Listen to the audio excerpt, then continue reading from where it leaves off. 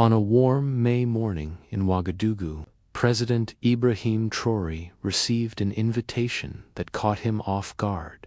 A live primetime debate with Tucker Carlson, Fox News prominent host. The topic: African leadership and American influence. At 36, Ibrahim carefully absorbed the invitation, knowing this moment had immense significance. His chief of staff, Moussa Kabori, voiced concerns. "Sir, Fox News hasn't always been welcoming to African voices," Ibrahim replied with poise. "Exactly why we should participate. They expect us to falter. Let's show them we won't." The debate was scheduled for 8 p.m. Eastern, the perfect moment to reach U.S. viewers while keeping Africa tuned in at 1 a.m. Ouagadougou time. Ibrahim leaned forward. "As America watches, Africa listens," he said. Behind the scenes, preparation meets purpose in Washington. President Trump and Fox executives believed Tucker would easily challenge Africa's rising leader. No one expected Ibrahim's meticulous preparation. Foreign Minister Dr. Alonso Ouedraogo gathered data on 47 U.S. operations in Africa since 2001. Economics Minister Fatima Sawato compiled trade stats, African extraction versus American investment. Meanwhile, at Fox News headquarters in New York, Tucker Carlson, headed in confident, will focus on governance, democracy, and economics. Sean Hannity agreed. "Let's remind them who's in charge." In Mar-a-Lago, Trump tweeted, "Young African leader thinks he can debate America sad. Tucker will expose him. MAGA." The tone in the U.S. was fierce, but Ibrahim remained tranquil back home. At night, he rehearsed with his wife, Ara, embodying the aggressive interviewer training that prepared him to respond with respect and facts. He also called his mentor, the son of former President Sankara, who said, "You're about to show the world what African dignity looks like." The debate that changed the narrative at 8 p.m. Eastern. Millions tuned in to Tucker Carlson tonight. Faces illuminated by the split screen. Tucker in New York. Ibrahim in Ouagadougou, Burkina Faso's flag behind him. Tucker Carlson opening. I'm joined by Ibrahim Traoré, who some call a military strongman. You've led criticisms of U.S. involvement in Africa. Isn't that ironic? Ibrahim responded with calm assertion. Thank you. I didn't seize power. I freed my country from a government prioritizing foreign interests over our people, Tucker persisted.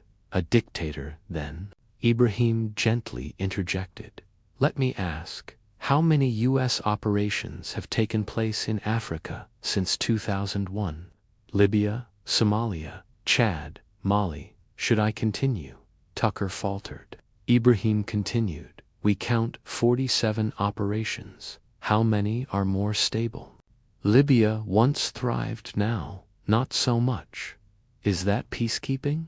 A global reaction. Social media exploded. Traoré vs. Tucker trended globally. Fox's control room scrambled. Tucker shifted to Ibrahim's qualifications. Tucker Carlson, you're 36. What gives you the authority to lecture America? Ibrahim replied with composed grace. Mr. Carlson, you've never held elected office. How do we define qualification? One moment, many impacts. What unfolded was more than a debate. It became a reframing of international perceptions. Ibrahim's thoughtful presence and mastery of facts elevated the conversation, highlighting the importance of mutual respect and substantive knowledge. This was not just a moment for Burkina Faso, it was a moment for global understanding. She said, "You've never run a business. You've never served in the military. You're just someone who inherited a media platform. The audience held their breath. Tucker paused. "I'm a journalist," he replied, "and you're spreading one-sided narratives." President Traoré responded with calm confidence. "At 36, I've overseen a 31% reduction in poverty, built 500 schools, and helped decrease terrorist activity by 65%. What positive contributions have you made, Mr. Carlson?" He continued firmly yet respectfully. "I hold a master's in public administration, an MBA in economic development, and I speak 4 languages. How many do you speak?" Letter tried to interject, but Traoré wasn't finished. "Language skills matter in international dialogue, and yet you still mispronounce Ouagadougou while exploring African issues." Across America, viewers responded with surprise and admiration. Many who'd never heard of Burkina Faso searched his name. Even Fox News executives looked uneasy, realizing their planned narrative had shifted. Ibrahim Traoré had just demonstrated the power of substance-on-live television. How one debate reshaped global perceptions of African leadership. In the weeks following his widely viewed televised exchange with Fox News host Tucker Carlson, President Ibrahim Traoré of Burkina Faso continued to attract global attention. In the United States, the aftershocks were profound. Academic recognition in America's top universities extended invitations. Harvard offered President Traoré a visiting fellowship, while Yale requested he lecture on international relations. "This is unprecedented," said Dr. Jennifer Williams, a Georgetown African Studies expert. "No African leader has ever received this level of positive attention in U.S. academic circles." Students across the country, particularly younger Americans, responded with enthusiasm. "He showed us that substance beats showmanship," said Marcus Johnson, a student at Howard University. "We need more leaders like him, prepared, informed, and focused." Economic interest soared. Faso's tourism inquiries surged by over 300%, while investors began initiating talks across sectors. The president's appearance has put our country on the global investment map. Noted tourism minister Amina Kabor. Ripple effects across Africa. The debate also influenced African leadership discourse. "African leaders don't need to tolerate dismissive narratives," said Rwanda's Paul Kagame. "We can engage the world with facts, confidence, and dignity." Media shift in the U.S. Fox News saw an immediate dip in viewership. Tucker Carlson's show lost 30% of its audience within 2 weeks. "Why should we trust someone who got outmatched on his own platform?" asked former viewer Sarah Mitchell. Fox executives reportedly considered several responses but concluded that further criticism of President Traoré would only draw more attention to his performance. "He made us look unprepared," one producer admitted. National pride at home in Burkina Faso. President Traoré's approval soared to Bifinger Bashadjo. "He reminded the world who we are," said Ouagadougou resident Fatima Sawadogo. "He showed that we're not behind, we're capable, thoughtful, and proud." A global spotlight. The international press celebrated Traoré's calm, commanding style. The Economist wrote, "Ibrahim Traoré represents a new generation of African leadership, young, articulate, and unafraid to challenge outdated assumptions." Time named him one of the year's most influential leaders, with the cover headline, "The New Face of Africa."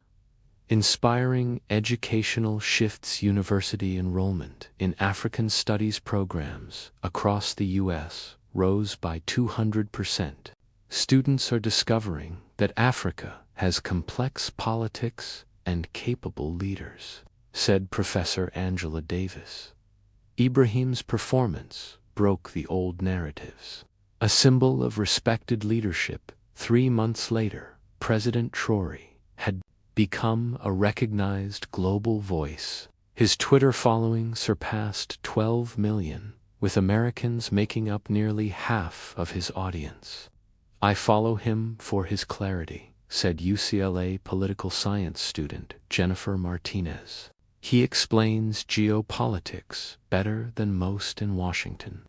Meanwhile, his government had signed $8 billion in international trade deals, with new investment pouring in from Silicon Valley, London, and Tokyo. Studied worldwide communication schools began analyzing the debate as a case study in public diplomacy. He turned a potentially hostile exchange into a defining leadership moment, said Dr. Robert Smith of the London School of Economics. In African media circles, young journalists began following his model, using facts, measured tone, and clarity to tell their own stories. "He showed us we don't need to play defense," said Kenyan journalist Amina Hassan. "We can lead the narrative."